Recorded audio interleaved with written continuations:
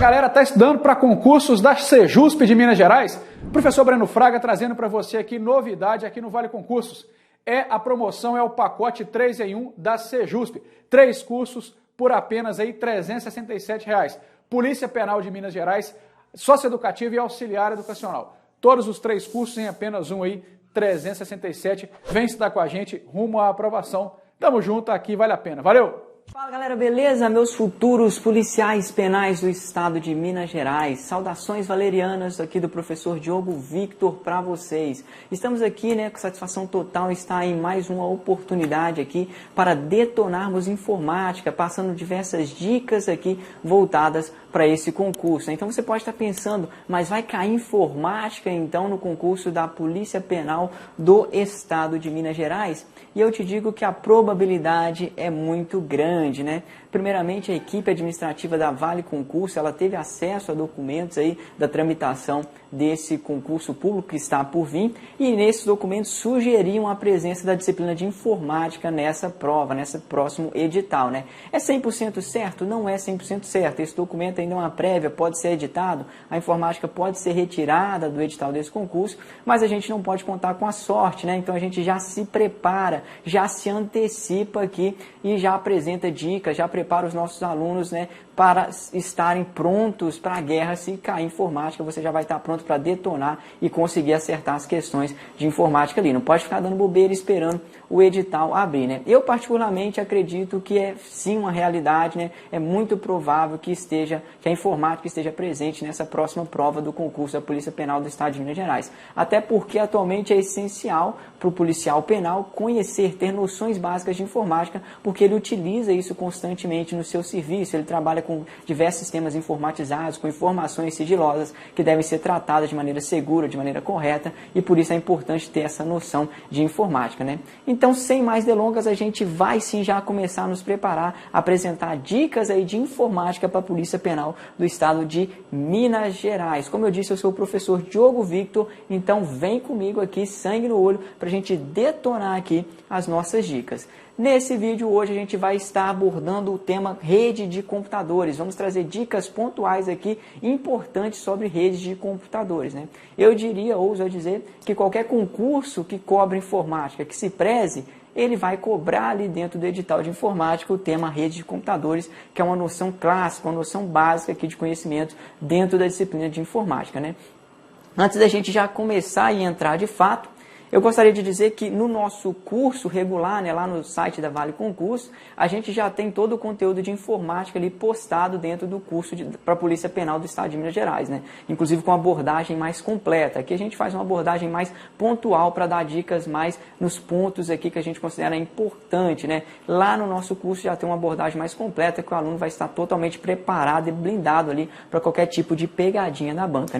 Outra coisa, se você ainda não se inscreveu no canal aqui da Vale Brasil Concurso, para de dar bobeira, não perca mais tempo, se inscreve no canal, ativa aí o sininho de notificação para você receber em primeira mão um alerta, toda vez que a Vale lançar um vídeo novo aqui, A nossa equipe de professores da Vale Concurso tem trabalhado constantemente lançando vídeos com dicas, análise de editais e várias outras informações importantes que eu tenho certeza que vão te ajudar demais na caminhada rumo à aprovação. Então, sem mais delongas, vamos aqui às nossas considerações sobre redes de computadores, considerações importantes que podem pintar aí na sua prova da Polícia Penal do Estado de Minas Gerais. E a primeira noção que a gente tem que ter é que redes de computadores, que é algo muito comum atualmente, hoje em dia dificilmente você vê o computador sendo utilizado de forma isolada. Geralmente os computadores eles são utilizados de forma integrada, conectados a outros computadores através de redes de computadores. Então a noção básica que a gente tem que ter é que redes de computadores trabalham nesse ambiente, nesse ambiente de conexão, onde você terá 2 ou mais máquinas conectadas entre si, através aqui de um meio de transmissão, um meio físico de transmissão, que pode ser um cabo, pode ser o ar, por meio de ondas de rádio aqui que eles utilizam um meio físico de transmissão para trocar informações aqui e estarem, né, conectados um ao outro, trocando informação e compartilhando recursos. Pode compartilhar tanto recursos de software quanto recursos de hardware aqui, de um modo geral. A principal finalidade das redes de computadores é permitir o compartilhamento de recursos entre máquinas aqui. E quando o homem percebeu que as máquinas trabalhando em conjunto, conectadas umas às outras, elas seriam muito mais úteis e potentes, ele nunca mais parou de utilizar a rede de computadores e hoje é um cenário bastante comum. Praticamente, né, a todo momento os computadores são utilizados conectados a alguma rede e quando você está sem internet, inclusive, muitas pessoas acham que o computador nem tem tanta utilidade, né? Porque a maioria dos serviços que a gente utiliza ali são serviços online conectados na rede. Essa é a noção, então, que a gente tem que ter. A gente está trabalhando com computadores conectados através de um meio de comunicação. Nesse contexto, um tema importante, uma consideração importante que a gente tem que ter uma noção é sobre os nossos modos de transmissão. E os modos de transmissão, nós temos 3 modos de transmissão básicos aqui que é importante você levar para a sua prova. Nós temos um modo de transmissão que a gente chama de simplex, nós temos um modo de transmissão que a gente chama de half duplex e nós temos um modo de transmissão que a gente chama de full duplex. Basicamente, o modo de transmissão vai estar ligado com o sentido da transmissão. Essa transmissão pode ir num sentido, pode vir no outro, você pode ir só num sentido, ou você pode vir nos 2 sentidos, como a gente pode ver aqui. Qual que é a ideia, então? A gente tem aqui o nosso primeiro modo aqui, é um modo que chama simplex, né? Ele é o mais simples, né? O próprio nome aqui já nos sugere isso. Ele é um modo de transmissão mais simples. Então, ele é um modo de transmissão em que a gente vai ter um sentido único aqui, ó. A transmissão, as mensagens, os dados, eles vão fluir somente em um sentido. Eles sempre vão fluir do emissor para o receptor. Esses papéis aqui não se invertem, né? Então vamos supor aqui que a gente tem uma máquina A, um terminal A e uma máquina B. Nesse caso aqui, uma transmissão simplex, ela sempre vai fluir aqui de um terminal para o outro terminal. Nesse caso aqui, veja, nosso setinho, ele está fluindo do nosso terminal A, que vai ser o nosso aqui emissor, para o nosso terminal B, que vai ser o nosso receptor aqui. Então, a gente tem sempre a mensagem fluindo do emissor para o receptor. E esses papéis nunca se alteram, nunca se invertem. Nunca aqui numa transmissão simplex, o terminal B vai também enviar a mensagem para o terminal A. O receptor é sempre receptor e o emissor é sempre emissor. Esses papéis não se invertem, o receptor ele não se torna emissor aqui nesse tipo de conexão. Então, nós temos uma transmissão em um único sentido aqui. Exemplo disso é a nossa famosa TV, né? A televisão que a gente tem aí, a transmissão de TV, você tem que sempre, a emissora de televisão vai estar transmitindo e mandando sinal para a sua casa, para a sua televisão. A sua televisão não manda sinal de volta para a emissora, né? Em regra, você não transmite imagem para a emissora. É só a emissora que manda a imagem para a sua casa e sempre nesse sentido. Por isso que ela chama emissora de televisão. Ela sempre vai ser emissora e você vai ser o receptor do sinal aqui.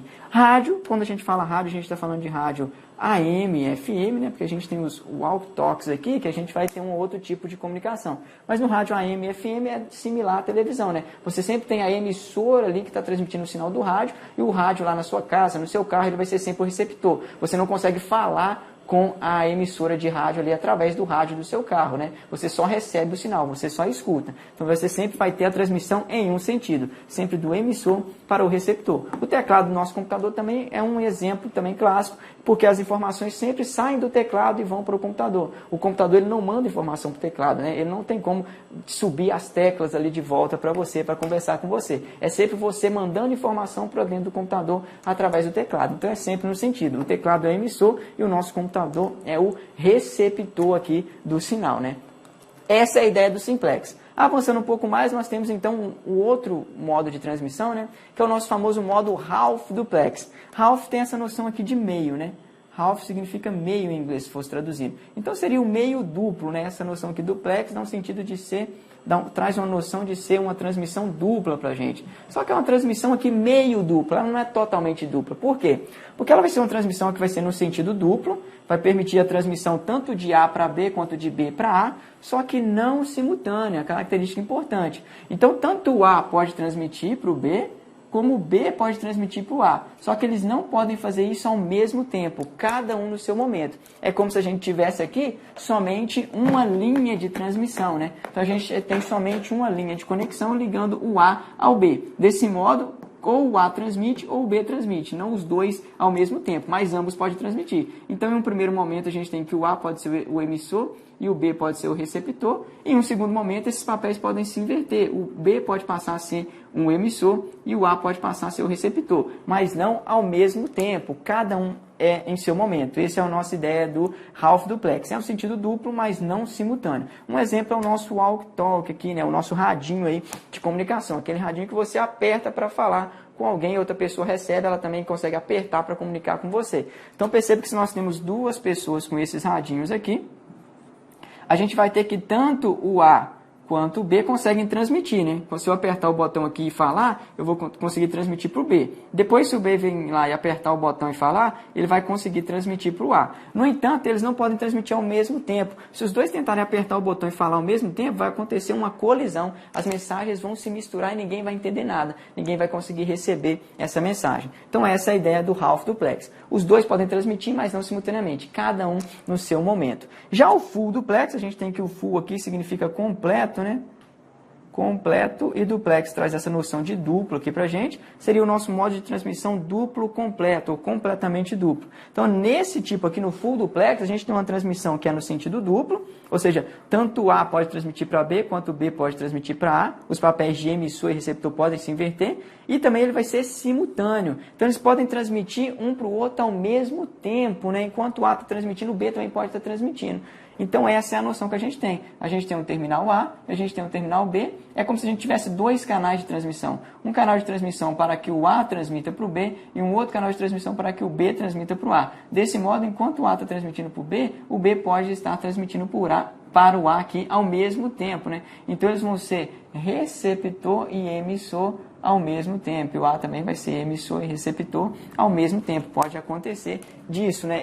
As mensagens não vão se cruzar, não vão colidir, porque elas como se elas tivessem caminhos aqui de transmissão diferente. Exemplo clássico aqui do nosso full duplex é o nosso celular e o nosso voz por IP, né, que é a ligação ali através de internet, as chamadas através de internet, né? A gente percebe claramente que no celular, ou na chamada pelo WhatsApp, por exemplo, através de internet, você consegue conversar e a pessoa também do outro lado consegue conversar ao mesmo tempo. As duas pessoas que estão na conversa conseguem conversar ao mesmo tempo. Inclusive é possível bater boca, né? Uma começar a gritar com a outra ao mesmo tempo, que as duas vão se ouvir ali, que a mensagem vai ser transmitida entre as duas, né? Então, clássica aqui, se cair questão sobre isso, tenho certeza que você nunca mais vai errar na sua prova. Simplex, transmissão em um único sentido, nunca se inverte, sempre vai ser do emissor para o receptor. Half duplex, transmissão no sentido duplo, pode inverter os papéis, né? Só que não simultaneamente, cada um no seu momento. E full duplex, transmissão no sentido duplo e simultâneo. Tanto o A quanto o B podem transmitir ao mesmo tempo nos dois sentidos aqui. Entendido isso, então a gente avança para a próxima consideração que a gente tem aqui. E além dos nossos queridos ali modos de transmissão, a gente tem as direções de transmissão. As direções de transmissão vão trazer uma outra classificação aqui das nossas transmissões quanto à quantidade ou número de destinos que a gente tem para essa transmissão. Nessa classificação, a gente tem também três conceitos importantes. A gente tem o conceito de unicast, multicast e broadcast. Basicamente, essa palavrinha cast aqui significa transmitir, né? Vem dessa noção de transmitir lá do inglês. Transmitir. Aí fica fácil a gente entender. Unicast, então esse uni vem de único, de um apenas. É como se a gente estivesse fazendo uma transmissão única, ou seja, uma transmissão para apenas um destino aqui. Então essa é a noção que a gente tem. Suponha que esse aqui é o seu computador, né? Você tem o seu computadorzinho, ele está conectado em rede aqui com mais 4 computadores aqui. Ele está conectado em rede com mais 4 outros computadores. Inclusive aqui um servidor, por exemplo, né? Está conectado em rede com mais 4 outros computadores. Uma transmissão unicast é aquela transmissão em que você vai enviar uma mensagem somente para um destino. É como se você estivesse enviando de um computador para o outro somente. Duas máquinas comunicando entre si, né? Uma máquina enviando somente para outra máquina. É uma mensagem, né, que a gente chama de unicast, porque tem somente um destinatário. Já multicast, a gente viu que cast significa transmitir. Multi representa para a gente múltiplos aqui, ó. Múltiplos, né? Ou seja, traz essa noção de mais de um. Então, nesse caso, no multicast, a gente vai ter um grupo de destino, mas não todos. Isso aqui é importante. Então, a gente vai mandar para mais de um destino, mas não vamos enviar para todos da rede ali. Essa será a nossa mensagem multicast aqui.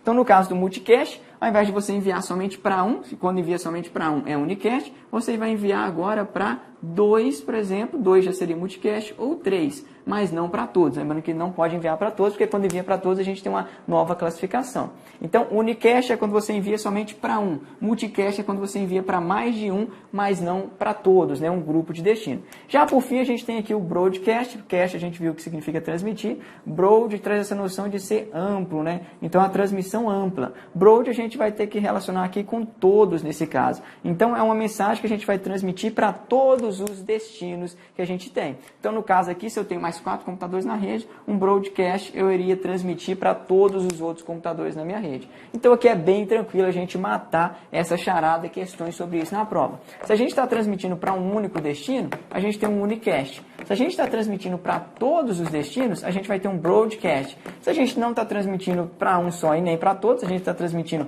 para 2 ou mais, mas não para todos, a gente vai ter um multicast aqui, matando todas as possibilidades. Então, por exemplo, se eu transmitir só, aqui, né, vamos dar nome aos bois, se eu transmitir só do A para o B, A, B, C, D, E. Se eu transmitir só do A para o B, vai ser unicast, porque tem só um destino. Se eu transmitir para todo mundo, do A para o B, C, D e E, vai ser broadcast, porque tem todos o destino é todos os computadores, máquinas conectadas na rede. Já se eu transmitir para mais de um, porque se for só um vai ser unicast, se eu transmitir para mais de um e não incluir todos, a gente vai ter aqui o nosso famoso multicast. Então, multicast pode ser qualquer quantidade maior do que um e menor do que todos ali na sua rede. Essa é a ideia clássica aqui das nossas direções de transmissão, que trata aqui da quantidade de destinatários que teremos na nossa transmissão da mensagem na rede de computadores.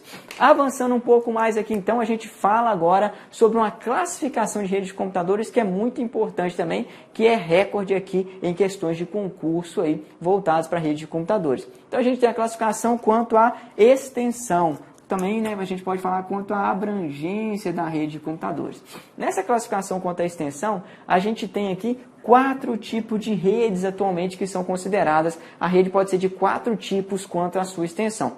O primeiro tipo que a gente tem é a nossa famosa rede pessoal, né? Cada um desses tipos vai ser representado por uma sigla padrão aqui, que é muito comum estar presente em provas também para identificar esse tipo de rede. Então, a nossa rede pessoal vem do inglês lá, né, da expressão Personal Area Network, ou seja, uma rede de área pessoal. Personal Area Network, vem aqui, ó, PAN, vai nos trazer para a sigla padrão dessa rede, que é a famosa sigla PAN. Então, quando eu estiver falando na sua banca, abordar ali uma questão falando sobre uma rede PAN, é uma rede pessoal, uma rede Personal Area Network, né, uma rede de área pessoal ali. De um modo geral, a gente tem que essas siglas aqui, padrão que a gente coloca, é uma sigla que é utilizada de um modo mais geral, mais genérico, para representar tanto a rede cabeada quanto a rede sem fio. A gente vê nos nossos conceitos que nós podemos ter 2 tipos de rede, né? Uma rede cabeada, que é aquela rede em que os computadores eles estão conectados entre si através de um cabo de rede aqui. Pode ser um cabo Ethernet, pode ser uma fibra ótica, um cabo coaxial, mas é um cabo, é por meio de um cabo que os sinais transitam aqui. Ou a gente pode ter aquela rede em que os computadores eles estão conectados entre si por meio de ondas aqui, né, eletromagnéticas, ondas de rádio, por exemplo, sem nenhum fio. Eles conseguem trocar informações simplesmente pelo ar. Nesse tipo aqui de rede a gente chama de rede wireless, né? Ou seja, a rede sem fio aqui.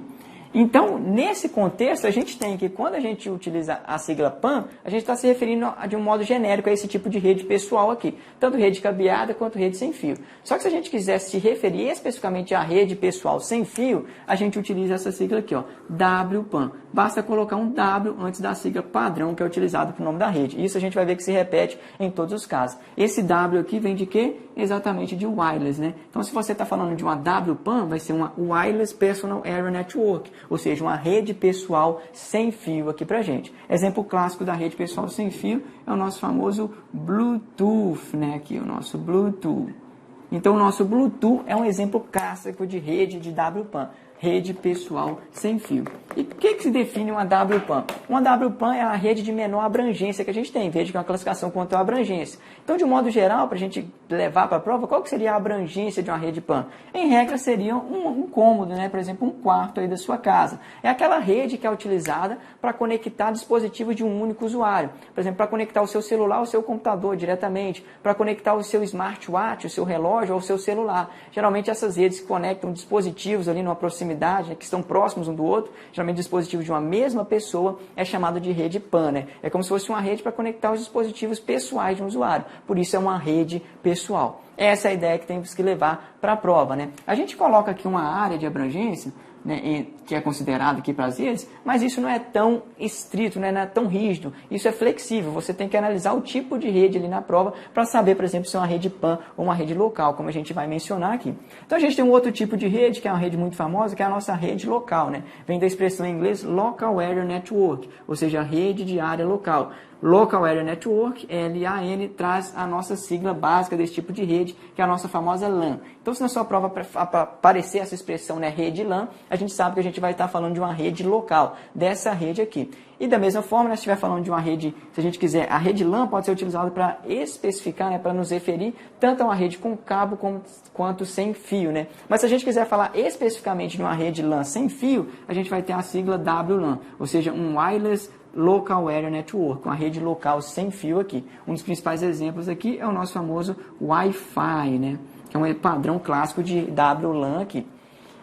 Tratando então qual que seria a abrangência dessa rede, ela é uma rede um pouco mais ampla que uma rede pessoal, ela é uma rede geralmente utilizada para conectar os equipamentos de uma família ou de uma única empresa ali dentro de uma mesma casa, dentro de um mesmo prédio. Então é aquela rede que vai ter a abrangência de uma casa, um prédio ou um escritório profissional aqui. Lembrando que muitas vezes a pessoa acha que é só uma casa, não é somente uma casa, pode abranger também um prédio inteiro. Então uma rede que conecta ali computadores dentro de um mesmo prédio, dentro dos diversos andares de um mesmo prédio, ainda assim é considerado uma rede local aqui, uma rede LAN. Entendido isso, a gente avança para o próximo tipo de rede, que é a nossa famosa rede metropolitana, né? A rede metropolitana vem da expressão em inglês Metropolitan Area Network, né? Ou seja, Metropolitan Area Network, MAN, vai ser a nossa famosa rede MAN aqui. Então, se aparecer na sua prova MAN, você sabe que vai estar se referindo a uma rede metropolitana. Se aparecer a expressão aqui WMAN, vai estar se referindo a uma rede metropolitana sem fio, né? O W aqui é de wireless, como a gente viu. Qual que seria a abrangência de uma MAN, né? A abrangência de uma MAN é exatamente o tamanho de uma cidade, né? Lembrando que isso aqui fica fácil, porque essa expressão metropolitana nos lembra cidade, né? Metrópole. Quando você fala de metrópole, você já lembra de cidade. Uma pessoa metropolitana, uma região metropolitana, fala metropolitana, você já traz na sua cabeça essa noção de cidade. Então é exatamente isso. Uma rede metropolitana é uma rede que abrange toda uma cidade, que conecta computadores dentro de uma mesma cidade. Então, um exemplo clássico, por exemplo, é a rede formada por que conecta ali uma rede conectando computadores de duas filiais de uma empresa em bairros diferentes de uma mesma cidade. Então você vai ter um computador de uma filial em um prédio da cidade, você vai ter um outro computador lá em outro prédio dessa empresa, em outro bairro, só que dentro da mesma cidade, e eles vão estar conectados aqui através de uma rede. Essa rede que conecta prédios diferentes dentro de uma mesma cidade é chamada de rede metropolitana. Lembrando que metropolitana, a abrangência é dentro de uma mesma cidade. Então veja que ela é mais ampla, né? Se você estiver simplesmente dentro de uma única casa ou dentro de um único prédio, vai ser uma rede local. Se você já sai e começa a conectar prédios diferentes dentro de uma mesma cidade, você já vai estar considerando agora uma rede metropolitana. Já estaremos falando de uma MAN. Além disso, a gente tem também uma rede que a gente chama de rede de longo alcance, né? Ou longa distância aqui, ó, rede de longa distância. É a nossa famosa, vem da expressão em inglês, Wide Area Network, ou seja, rede de área ampla ou de área de longo alcance aqui. O Wide Area Network nos dá a sigla WAN, né? A nossa famosa WAN aqui.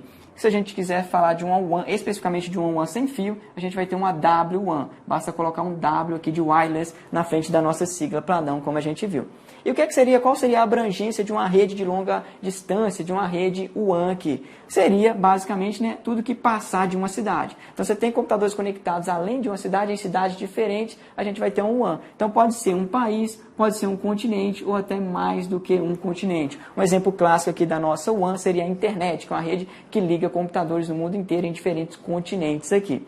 Então essa é a ideia clássica, né? Perceba aqui que a diferença, né, diferença de abrangência entre rede local, rede metropolitana e rede de longa distância é bem tranquilo você matar na hora da prova, né? Se você tem uma rede ali que está dentro de uma casa, ou dentro de um prédio, ou dentro de um escritório, limitado ao tamanho de um prédio, você vai ter uma rede local. Já se você tem uma rede que considera conectados os computadores, que ultrapassando a distância de um prédio, né, ligando prédios diferentes dentro de uma mesma cidade, desde que permaneça dentro de uma mesma cidade, a gente vai estar diante de uma MAN, uma rede metropolitana. Já se você ultrapassa a abrangência de uma cidade, você tem computadores aqui em diferentes países ou em diferentes continentes se comunicando, a gente vai ter aqui uma WAN, né? Uma Wide Area Network, uma rede de longa distância. Então, para a gente saber qual tipo de rede que a gente vai estar considerando, a gente tem que saber quais são os computadores que vão estar sendo considerados. Por exemplo, se você considera somente os computadores aqui na sua casa ligados ao switch ou ao roteador, por exemplo. Somente essa rede aqui, formada pelos computadores na sua casa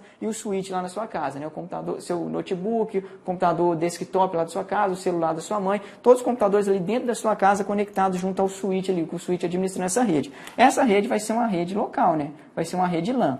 Agora, se você já considera também essa rede aqui se comunicando com um outro computador lá na China, por exemplo, em outro continente, através da internet, a gente já vai estar saindo de uma LAN, né? E a gente já vai passar a ter agora a nossa famosa WAN, né? Uma rede de longa distância. Então, para você fazer essa classificação, você tem que levar em consideração o que a banca está considerando. Quais são os computadores considerados dentro ali da transmissão, dentro da rede de computadores. Então, se você considera somente os computadores dentro da sua casa aqui, junto, né, com o seu roteador ali, com o seu switch, a gente vai estar numa LAN, numa rede local. Já se você considera esses computadores se comunicando com outro computador em outro continente, a gente sai da LAN e passa a ter agora uma WAN, né? Dentro de uma WAN existem infinitas, um número muito grande de LANs aqui se conectando entre si, né?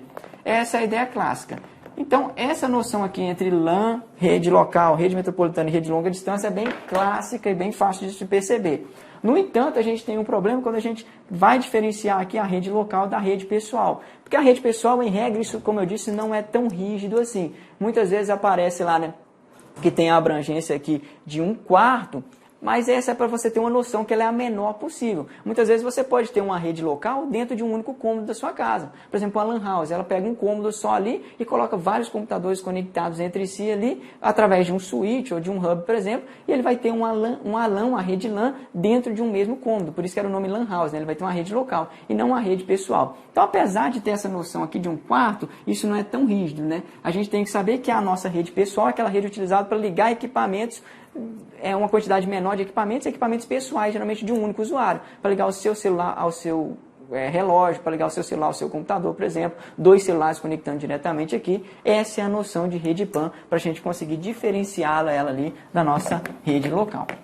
Entendido, então, essas características aqui, importante classificação das redes, a gente vai avançar aqui agora, vamos avançar para o último ponto aqui, a última dica, que também é uma dica muito importante que pode pintar na sua prova aí, que é a dica sobre as nossas famosas camadas de rede, também conteúdo aqui, assunto muito importante, muito cobrado em questões de concurso.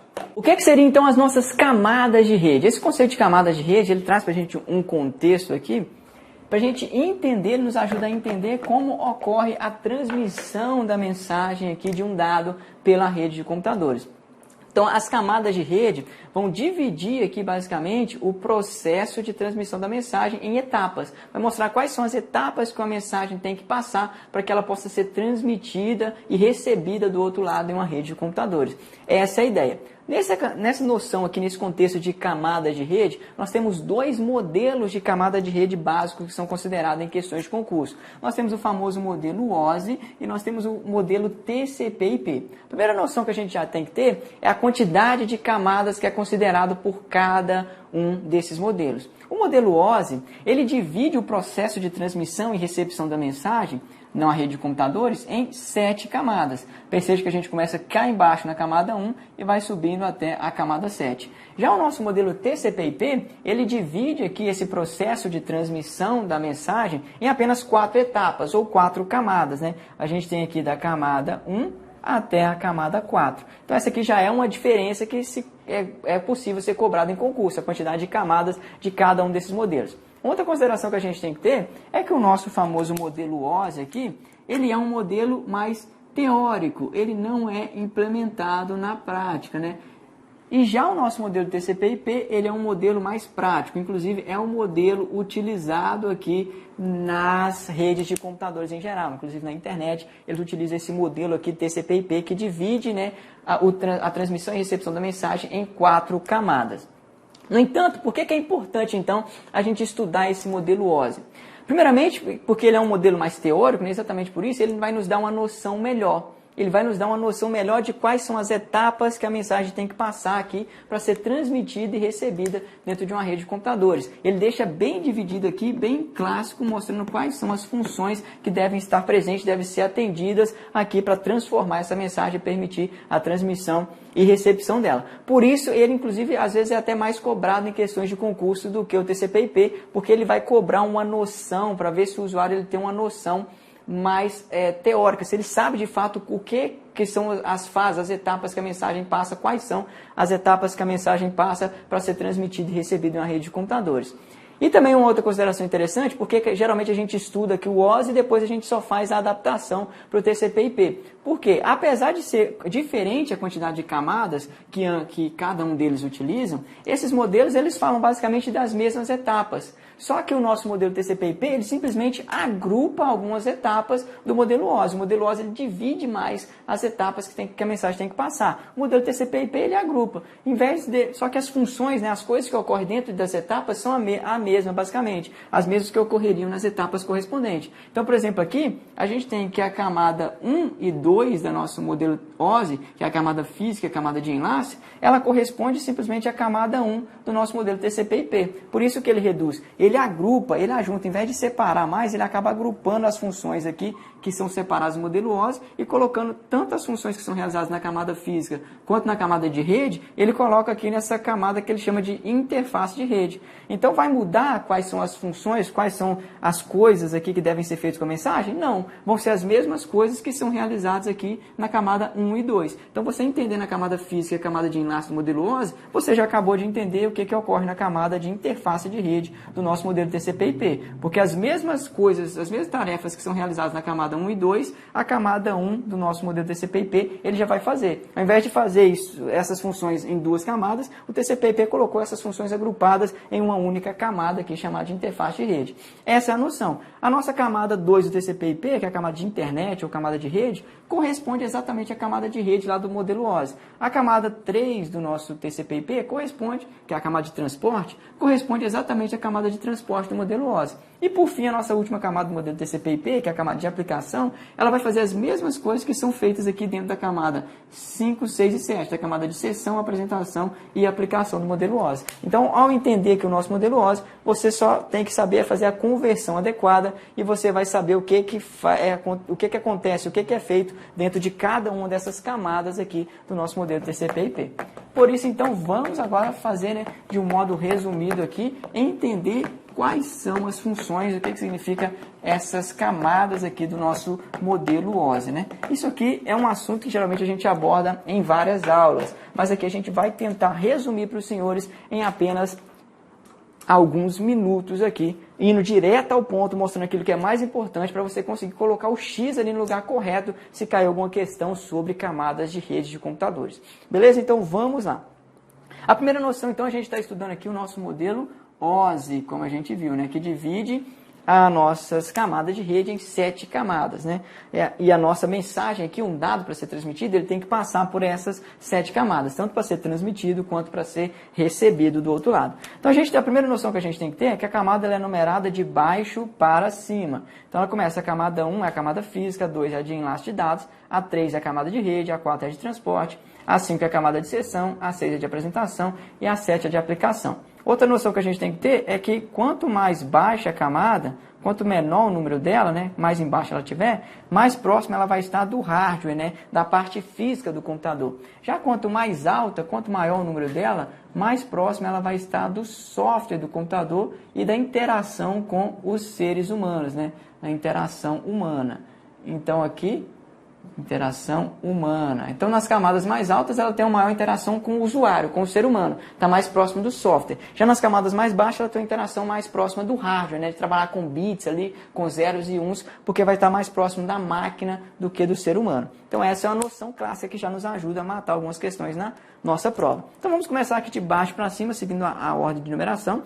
O que seria aqui a nossa camada física? Camada física, que é a camada mais baixa, mais próxima do hardware, é aquela camada que vai, como a gente viu, que vai estar mais próxima do hardware, ela vai trabalhar com sinais aqui de transmissão, trabalhar com a conversão dos bits que chegam até ela, os zeros e uns que chegam até ela vai ter que converter esses bits em sinais elétricos ou óticos ou ondas de rádio para serem transmitidos ali no meio físico. Então é basicamente ela que cuida de enviar os sinais através do cabo ou de ondas de rádio, como a gente viu, né? Então, por exemplo, se você tem dois computadores aqui conectados em uma rede, se esses computadores eles estão conectados através de um cabo Ethernet, por exemplo, com um conector RJ45 aqui, que transmite sinais elétricos, a nossa camada física ela vai identificar isso. Opa, eu tenho um cabo RJ45, eu vou ter que transmitir sinais elétricos aqui. Então ela vai converter os bits que chegam até ela em sinais elétricos, vai converter aqueles zeros e uns em sinais elétricos para serem transmitidos aqui pelo nosso meio físico, né?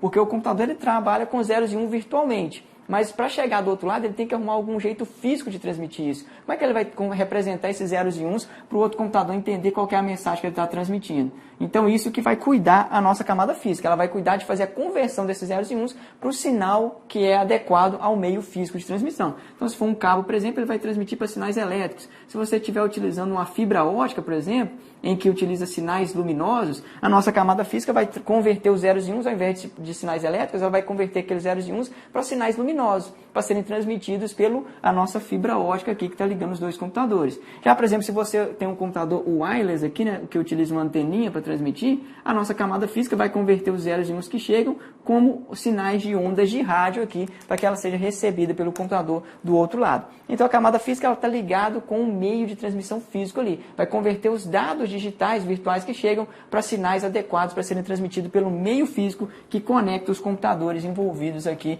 na nossa transmissão, né? Então ela vai trabalhar com os bits, vai converter os bits, os zeros e uns que a gente tem, para sinal elétrico, sinal de luz ou sinal eletromagnético aqui, para ser transmitido por ondas de rádio, por exemplo, e vai estar mais próxima do rádio.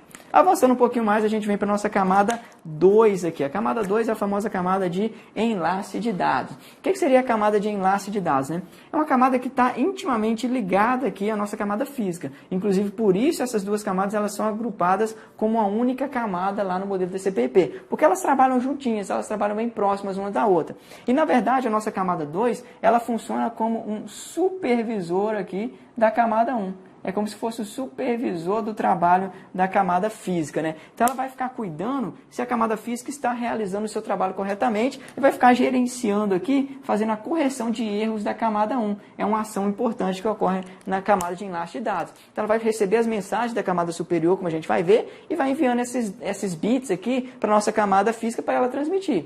E é ela que vai fazer o gerenciamento, então, de como isso vai ser transmitido. É ela que vai verificar se os bits estão sendo transmitidos corretamente, se teve algum bit que não foi transmitido, se teve algum bit que foi transmitido duplicado. Então, ela vai fazer todo esse gerenciamento para ver se a camada física está trabalhando corretamente. Porque a camada física ela não se preocupa com isso. Ela não tem nenhuma inteligência, nenhuma gerência. A camada física simplesmente pega os bits aqui, converte e transmite. Pega os bits, converte e transmite pelo meio físico. Quem vai gerenciar aqui, analisar se está sendo transmitido corretamente, se está sendo transmitido pelo cabo correto, né, para o local correto, vai ser a nossa camada 2, que é a camada de enlace de dados, que é como se ela estivesse em cima supervisionando o trabalho da camada física. Então é na nossa camada de enlace de dados que a gente vai trabalhar aqui com o que a gente chama de endereços físicos, né? Os endereços físicos, também chamados de endereço MAC aqui. O que seriam os endereços físicos? É um endereço que está gravado na sua placa de rede. Aquele endereço que já vem de fábrica gravado na placa de rede e que, em regra, não tem como você modificar ali, né? Cada placa de rede tem um endereço físico próprio dela ali, que já vem gravado fisicamente nela de fábrica, né?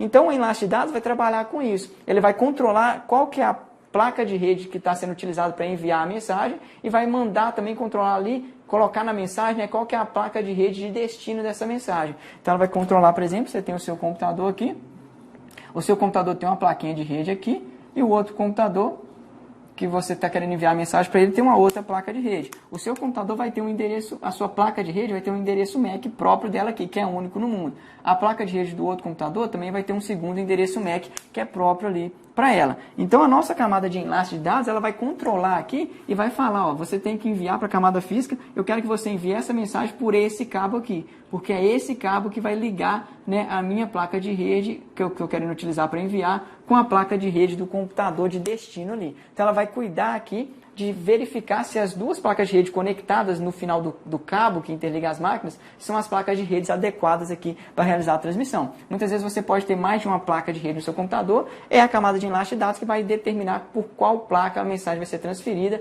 e para qual outra placa de rede, para a placa de rede de qual computador que essa mensagem vai ser transferida, que vai ser emitida. Então ela trabalha com endereços físicos. Quando a mensagem chega do outro lado, a camada de enlace de dados do receptor, ela vai controlar também, que a mensagem realmente é para ela e que de onde veio essa mensagem, qual placa de rede que veio essa mensagem.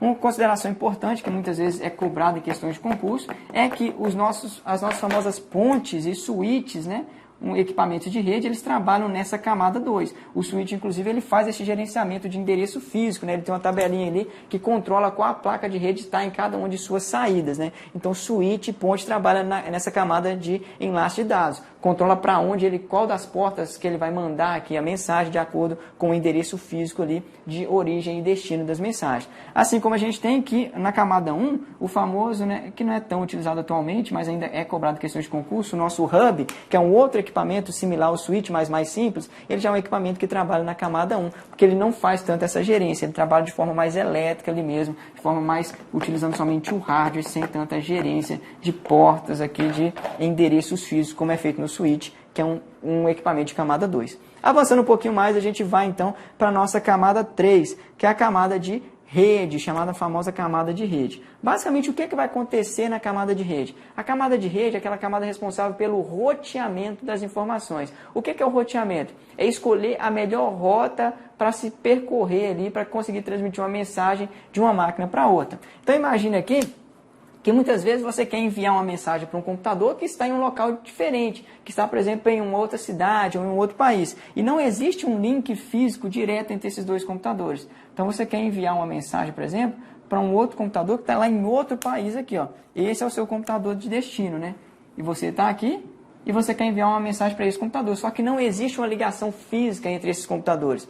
Então a nossa camada de rede, mas existe algum caminho possível ali, manda para um, depois manda para outro computador, depois manda para outro, e de algum modo ele vai conseguir ter um caminho que liga essas duas máquinas aqui. Por exemplo, pode ser que aqui tenha mais um computador, depois aqui tenha mais um, aqui tenha outro, e a mensagem ela tem que percorrer por todo esse caminho até chegar no seu computador final ali, no seu computador de destino mesmo da mensagem. Então, quem vai cuidar de determinar aqui qual que é a rota, para onde cada máquina tem que encaminhar o pacote, para andar mais no caminho até chegar ao destinatário final, é a nossa camada de rede. Ela vai fazer esse roteamento, então. Ela vai determinar qual que é o caminho que tem que ser percorrido da origem até o destino do pacote ali. Então veja que a camada de enlace de dados, ela não se preocupa com esse caminho. A camada de rede que vai dar para ela, a próxima você tem que enviar para esse computador, para essa placa de rede. Então ela só vai cuidar aqui da transmissão física entre duas máquinas aqui dentro do caminho. Quando chegar nesse computador aqui, a enlace de dados dele vai receber a mensagem e vai mandar para a camada de rede vai falar, não é para a gente ainda. Então manda agora para esse outro endereço aqui. E a enlace de dados então vai pegar e vai encaminhar para o próximo computador. A camada de enlace de dados desse computador aqui vai receber e vai fazer a mesma coisa. Então a camada de enlace de dados, ela sempre manda para o próximo aqui, para o computador que está na outra ponta aqui do meio físico, na outra ponta do cabo, por exemplo, que está conectado aos dois computadores. Já a camada de rede, ela cuida aqui do destino final da nossa mensagem, do caminho que vai ser seguido para chegar até o nosso destino final, o computador final, que a gente quer que receba a mensagem de fato. Então, por isso, como trabalho com roteamento, a gente tem que os nossos roteadores, que é equipamento de rede também muito famoso, ele trabalha nessa camada 3. Eles são equipamentos que trabalham na camada de rede. E assim como o nosso enlace de dados ele faz aqui o gerenciamento por meio de endereços físicos, que é o endereço MAC, aquele endereço gravado na placa de rede, a gente tem que a nossa camada 3 ela vai fazer o gerenciamento através de endereços lógicos, que é o nosso famoso endereço IP. Por que endereço lógico? Porque é aquele endereço definido a nível de configuração dentro do computador. Ele não vem gravado fisicamente em nenhum lugar. É ali a configuração que define. O seu endereço IP vai ser o endereço de final 101. Não, depois o seu endereço IP agora vai ser o endereço de final 10. Cada rede que você conecta, em regra, você recebe um endereço IP diferente. Então é como se fosse aqui um endereço virtual. Por isso que ele é chamado de endereço lógico, é muito mais fácil de mudar. É a nível de configuração que é definido para identificar as máquinas de forma única na rede, para saber quem está enviando a mensagem, para quem é uma mensagem aqui, sem precisar ficar usando o endereço físico, que é o endereço mais próximo do hardware aqui. Então essa é a noção. Falou qual é a camada que trabalha com endereço lógico, que trabalha com endereço IP, é a camada de rede. Qual é a camada que trabalha com roteamento da mensagem, para definir o caminho da origem até o destino? É a nossa camada de rede. Essas são as características básicas da nossa camada 3 aqui do modelo OSI, que corresponde também à camada de rede lá do modelo TCP/IP. Avançando um pouquinho mais, a gente tem a camada 4. O que nos diz a camada 4?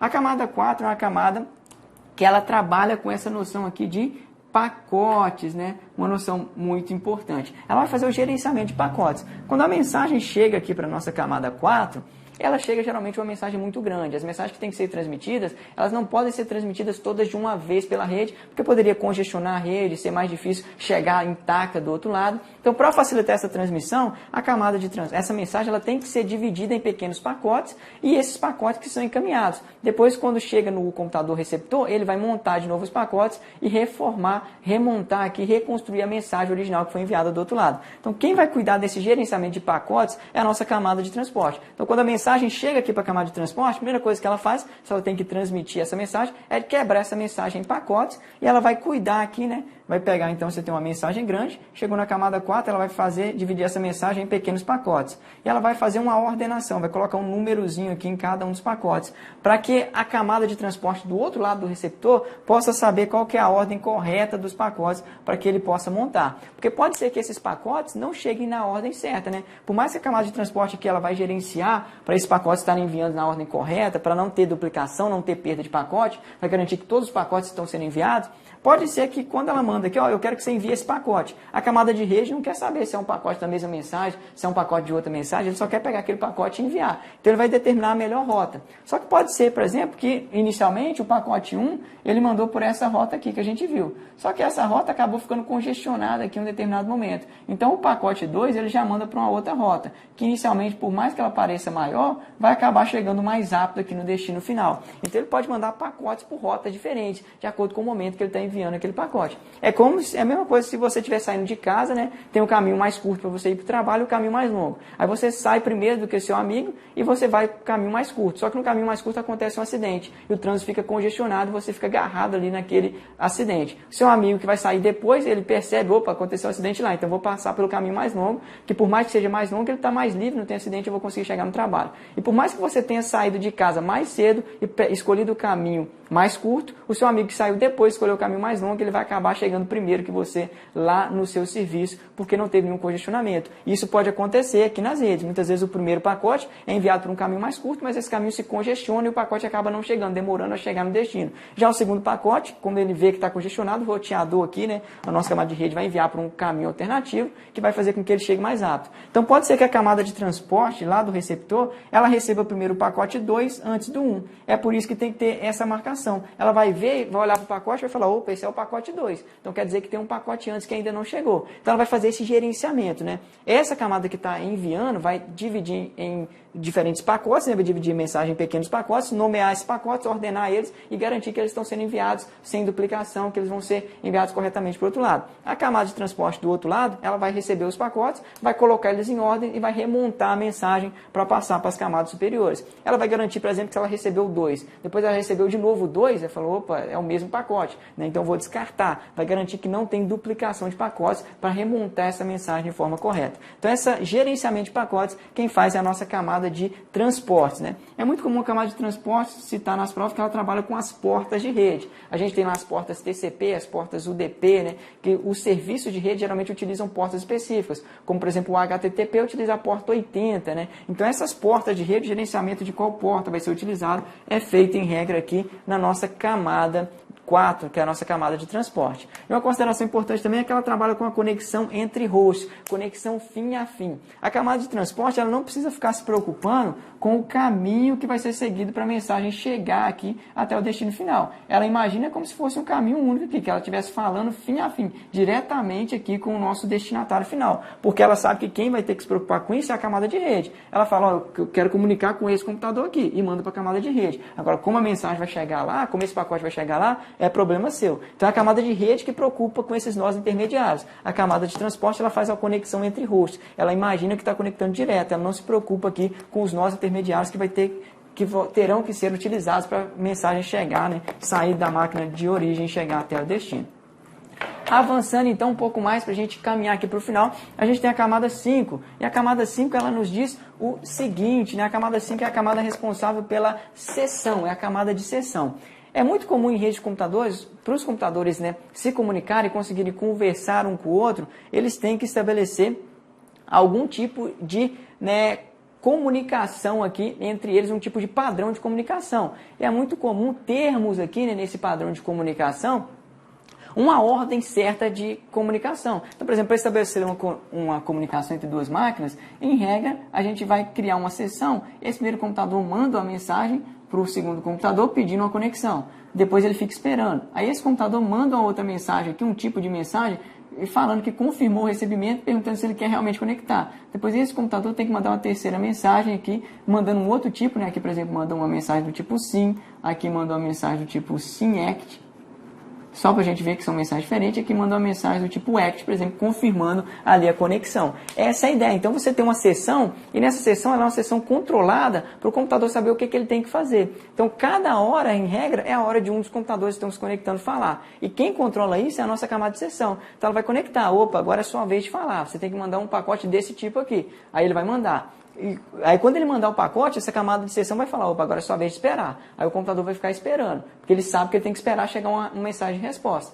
Quando o outro computador receber a mensagem, a camada de sessão dele vai falar, agora é sua vez de falar, você tem que enviar esse tipo de mensagem se você quiser confirmar. Então ele vai enviar a mensagem e esse aqui vai estar esperando. Quando ele receber a mensagem, então a sessão vai controlar quem está falando, qual tipo de mensagem cada um tem que enviar e qual é a vez de quem está falando aqui, né? Ele controla essa comunicação dentro da sessão aqui. Então ela vai fazer o controle de sessões entre os aplicativos, entre os servidores, entre os serviços aqui na internet. Uma característica importante é que ela permite aqui o reinício de onde parou a comunicação diante de uma interrupção breve. Então, por exemplo, ali está se comunicando duas máquinas, caiu a comunicação, a conexão entre elas e depois foi restaurada. A camada de sessão permite continuar de onde parou, né? A camada de sessão aqui vai falar, não, estava na sua vez de conversar, então envia a mensagem para ele. E a outra vai falar, não, você estava esperando, está na sua vez de esperar, você tem que esperar uma mensagem vir lá do outro computador. Então ela vai fazer esse controle de quem é que fala, quem é que envia a mensagem aqui para permitir essa comunicação.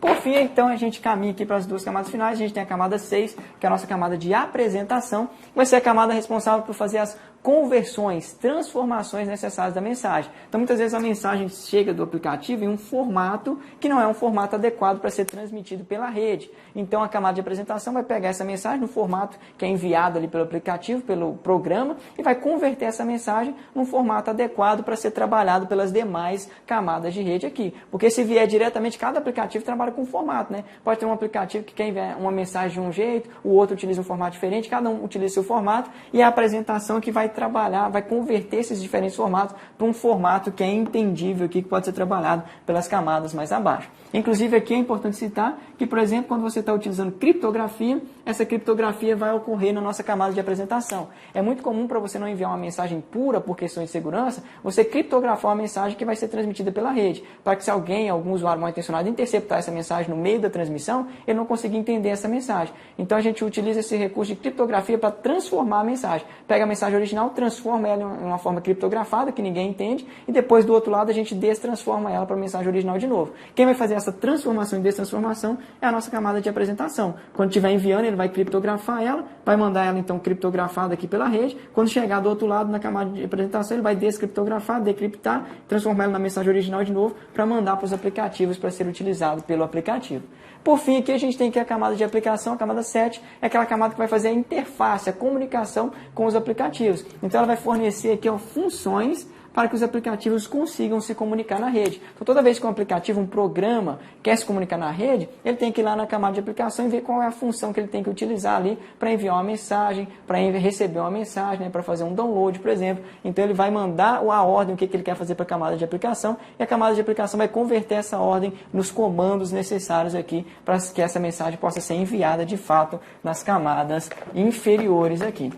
Então, essa é a noção clássica que a gente tem das nossas famosas camadas de rede aqui. Então, para fechar, basta a gente saber essa noção de que, né, toda vez que a gente está numa comunicação, a mensagem ela vai ter que passar por todas essas camadas de rede, por todas essas etapas, de um modo geral. E a gente tem um sentido aqui para emissão e um sentido para transmissão e um sentido para recepção. Lembrando que a gente tem da camada 1 até a camada 7, né? Então, quando o computador ele vai transmitir uma mensagem, por exemplo, você está transmitindo uma mensagem do seu WhatsApp para o WhatsApp de outra pessoa. Ele vai sair aqui do seu programa, né, que você está utilizando para transmitir a mensagem. Lembrando que a camada que fica mais próxima do programa é a camada 7. Então, ela vai passar pela camada de aplicação, vai receber aqui, né, o que esse programa quer fazer, vai converter essa ordem aqui, vai mandar para a apresentação vai converter a mensagem ali para o formato adequado para ser transmitido, vai mandar para a camada de sessão para iniciar uma sessão, depois vai para a camada de transporte, é dividida em pacotes, manda para a camada de rede, define o caminho até o destino,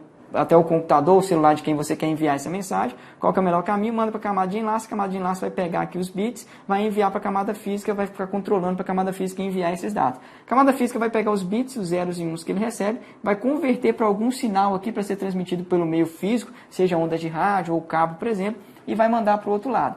A mensagem que foi enviada aqui, então, perceba, para transmitir, você sai da camada 7 e vai até a camada 1, vai de cima para baixo. Já do outro lado, para receber, a mensagem ela vai chegar lá na camada 1 do computador receptor aqui, né, do receptor. Então, ela vai chegar na camada 1, vai ser convertida aqui os sinais físicos que foram recebidos, sinais elétricos, sinais luminosos, vai ser convertidos para zeros e 1 novamente. Esses zeros e 1 vão ser mandados para a camada de enlace. A camada de enlace vai mandar para a camada de rede, ela vai fazer os trabalhos aqui de roteamento para ver se é realmente para esse computador, se tem que mandar para mais algum.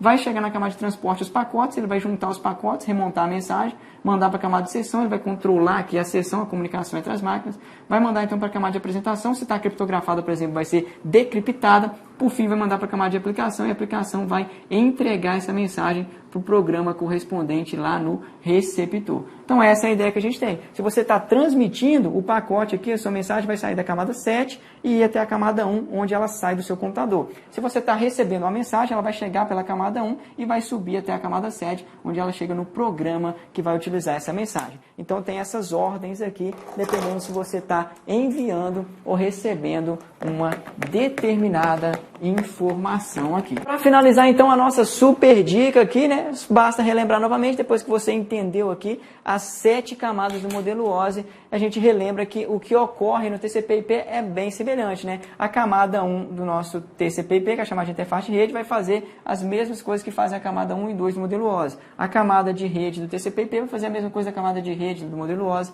A camada de transporte do TCP/IP corresponde à camada de transporte do modelo OSI. E a camada de aplicação do TCP/IP corresponde às camadas de aplicação, apresentação e sessão aqui do nosso modelo OSI. Então a camada de aplicação ela vai tanto controlar a sessão, quanto fazer as conversões do formato aqui, quanto já se comunicar com os aplicativos aqui dentro do modelo TCP/IP. E lembrando que é a mesma lógica, né? Para uma mensagem ser transmitida, ela vai aqui, sai da camada 4, vai até a camada 1, para ela ser recebida, ela chega pela camada 1 e vai até a camada 4 aqui, como a gente viu no modelo OSI, as mesmas ideias de transmissão e recepção se aplica aqui ao nosso modelo TCP/IP, que é um modelo de 4 camadas. Então, com isso, chegamos aqui ao final de mais uma dica aqui, dica importante sobre redes de computadores aqui para o seu concurso da Polícia Penal do Estado de Minas Gerais. Eu vou ficando por aqui então, mais uma vez reforço que se você não se inscreveu no canal, se inscreve aí, se você gostou dessa dica, desse vídeo, dá o seu like, porque isso ajuda a gente a continuar, né, disponibilizando essas informações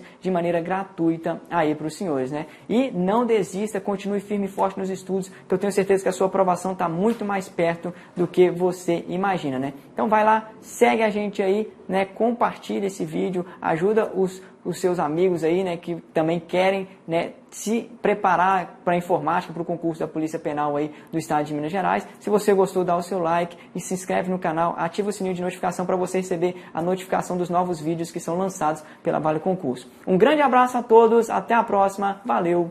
Fala galera, tá estudando para concursos da Sejusp de Minas Gerais? Professor Breno Fraga trazendo para você aqui novidade aqui no Vale Concursos. A promoção é o pacote 3 em 1 da Sejusp. 3 cursos por apenas aí R$ 367. Polícia Penal de Minas Gerais, Socioeducativa e Auxiliar Educacional. Todos os 3 cursos em apenas um aí, 367. Vem estudar com a gente rumo à aprovação. Tamo junto, aqui vale a pena. Valeu!